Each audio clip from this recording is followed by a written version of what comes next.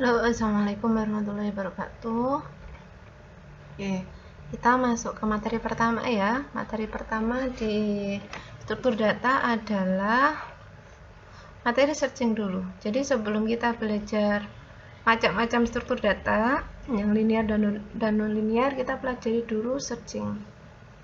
Nah, oke. Jadi capaian pembelajarannya adalah mahasiswa dapat menjelaskan apa itu pencarian, algoritma pencarian, diimplementasikan dalam bahasa Java, dan untuk memecahkan sebuah kasus. Oke, jadi kita ke pengertian dulu. Pengertian algoritma pencarian atau searching algorithm itu adalah algoritma. Ingat algoritma itu apa definisinya? Metode ya, atau cara, atau langkah-langkah yang menerima sebuah kata kunci. Jadi nanti kita akan ada kata kunci, dan dengan langkah-langkah tertentu akan mencari rekaman dengan kata kunci tersebut. Jadi di sini akan ada kata kunci atau key. Kemudian setelah proses pencarian dilaksanakan, akan diperoleh salah satu dari dua kemungkinan, yaitu yang pertama adalah ditemukan atau tidak ditemukan. Jadi keputusannya adalah found dan not found. Nah, seperti itu. Implementasi searching yang sering kita gunakan, nah kalau kita buka Office Word, ya kita sering Ctrl F ya untuk mencari sesuatu. Jadi kalau ada maka keluarnya found gitu ya, kalau nggak ada not found. Nah itu contoh paling sederhana dan sering kita gunakan searching. Atau ketika kita menggunakan browser atau mesin engine ya, dimana dengan di sini ada found, ini key-nya. Nah ini adalah hasil dari pencariannya gitu. Ini lebih lanjut nanti kalian akan pelajari di metode information retrieval, tapi kalian cukup tahu contoh searching itu seperti ini, ada key dan ada yang hasil yang mirip seperti itu. Nah, algoritma searching atau metode pencarian atau langkah-langkah itu ada banyak ya, ada sequential search, binary, interpolation, heuristic, dan masih banyak lagi. Nah, kita akan bahas beberapa, yaitu hanya tiga ini ya, binary, sequential, sama interpolasi. Coba kita lihat. Sequential search itu adalah pencarian yang caranya kita urut dari depan ke belakang satu-satu. Jadi satu-satu kuncinya dari awal sampai akhir berdasarkan key yang dicari. Terus kalau key-nya ketemu maka langsung stop. Seperti itu. Algoritmanya kayak gini. Pertama tentukan data yang dicari, key-nya, kemudian bandingkan data yang dicari pada indeks posisi ke-0. Ingat kita pakai array ya. Kita pakai array dulu. Kalau array pasti dimulai dari indeks ke 0 ya, seperti yang sudah kalian review kemarin. Kemudian jika sama maka ketemu atau found dan pencarian selesai, stop. Tapi jika tidak maka ulangi langkah. Berarti kalau ulangi langkah berarti akan ada loop di sini ya. Berarti akan ada looping. Dan tambah nilai indeks. Tambah nilai indeks pasti ada increment plus gitu ya. Contohnya kayak gini.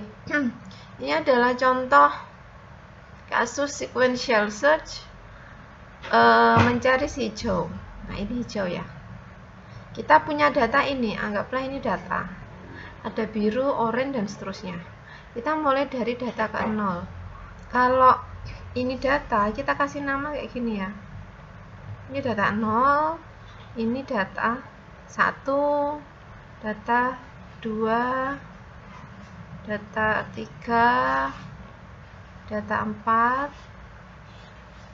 data 5. Oke. Kita mulai dari indeks ke 0. Oke. Apakah ini sama? Hijau dan biru sama? Nah, tidak sama ya. Algoritmanya tadi kalau tidak sama apa yang dilakukan? Menambah indeks, berarti kita increment i++ awalnya 0 jadi 1. Kita jalan berarti posisi 1 kan ini tadi. Apakah ini sama? Tidak. Berarti kalau tidak sama, increment lagi. Apakah sama? Tidak. Kalau tidak sama, increment lagi. Apakah sama? Tidak. Berarti increment lagi. Apakah sama? Ya. Found berarti stop. Iterasi berhenti. Oke. Ada pada indeks ke-4. Ya. Ini tadi 0, 1, 2, 3, 4. Oke. Seperti itu kira-kira konsepnya sequential search. Kemudian sekarang kita coba ke pemrograman ya. Coba ini ditulis ulang, di coding ulang. Logikanya gini, kita bikin dulu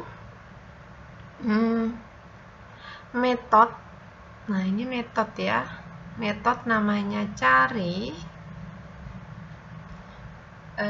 Dia punya parameter data berupa array dan ini berupa key. Gitu ya. Jadi kita set nggak ketemu gitu ya. Tapi kalau ada yang posisinya sama, nah ini kan sama ya. Loopingnya kan di sini. Ini looping. Jika datanya sama dengan key, maka posisinya ketemu. Selesai. Tapi jika tidak, maka akan looping kembali dan indeksnya bertambah seperti itu. Jadi sekarang kita ke main. Ini ada datanya, ini ada key-nya. Jadi data ini nanti dibaca di sini dan yang dicari ini dibaca sebagai key. Ingat ya metode nulisnya di mana. Oke. Nah, kalau dijalankan maka ketemunya gimana nanti? Yang ketemu ada, yang dikembalikan ada nilai posisi. Oke, silakan dicoba. Kemudian yang kedua, algoritma binary search. Binary, B itu artinya 2. Nah, berarti kita harus membagi 2 bagian dulu. Datanya kita bagi 2 bagian. Kemudian bagian di mana data itu terletak maka dicari. Oke. Ada kekurangan di binary search itu adalah data harus sudah urut dulu. Karena kalau nggak urut, kita nggak bisa nebak posisinya di mana. Jadi kalau pakai pencarian binary search, kita punya data awal, data tengah, data akhir. Karena mau kita bagi 2 ya. Nah, bagi 2, awal, tengah, akhir. Kayak gitu. Ini langkah-langkahnya algoritma binary search. Yang pertama, tentukan posisi awal dan akhir. Awal dan akhir kalau pertama pasti ujung-ujung ya. Terus posisi tengah itu awal dan akhir dibagi 2. Kemudian bandingkan data itu, data yang dicari berarti key-nya, dengan data yang berada di posisi perkiraan. Jika data yang dicari lebih besar dari yang tengah, logikanya gini nih. Ini awal, ini akhir. Tengah itu kan berarti awal akhir bagi 2 ya. Ini tengah. Kita punya key. Nah, jika data yang dicari atau key-nya lebih besar dari yang tengah, key-nya lebih besar yang tengah, otomatis dia kan ada di posisi ini ya. Maka tengahnya kita update jadi awal. Kita punya data baru yang di sini. Nah, berarti key-nya pasti ada di sini. Ini mana? Ini dihapus saja ya. Tapi kalau data yang dicari lebih kecil dari yang tengah, ternyata key sama tengah itu lebih kecil, ya berarti kan nggak mungkin di sebelah kanan, pasti di sebelah kiri. Kalau di sebelah